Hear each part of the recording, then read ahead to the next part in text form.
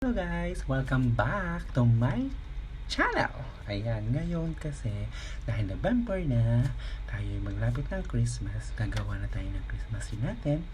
Simple lang, pero kailangan kasi meron tayong spirit of Christmas kahit anong mga pinagdadaanan natin sa buhay.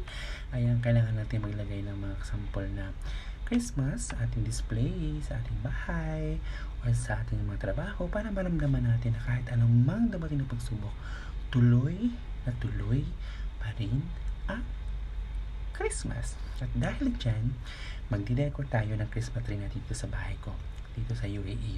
Kasi dito, kung ngayon, the second time ko magki-Christmas dito sa UAE, kasi dumating ako dito last year, October, so nag-Christmas na ako dito, pero wala akong decorations.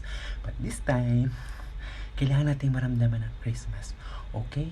Ngayon, eto, meron ako mga Christmas balls. Ayan.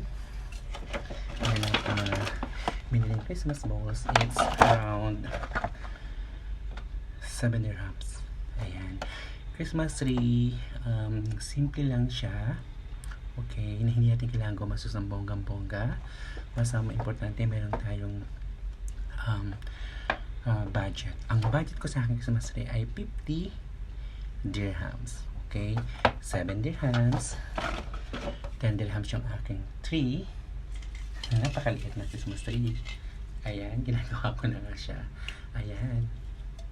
10 dirhams lang siya.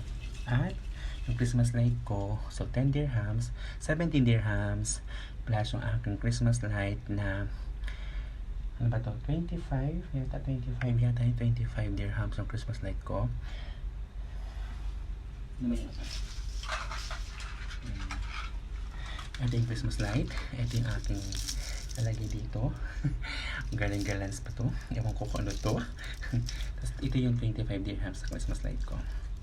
Ayan. Ngayon, umpisahan natin gawin ang aking Christmas tree. Ayan, dahil malapit na Christmas. Actually, impisan ko na siya bago ko naisip mag-video. Ayan, so ito na. Lagyan natin ng ganitong mga burlo-burloloy. Lagyan natin ito ng mga drama-drama sa buhay. Lagyan natin ng maraming ganito. Ayan. Guys, hindi nyo kailangan gumastos ng magandang maraming pera para sa inyong Christmas decor. Basta importante, meron man o wala, tuloy pa rin ang Christmas at tayo ay lumalaban sa lahat ng pagsubok sa buhay. Diba? Ngayon, eto,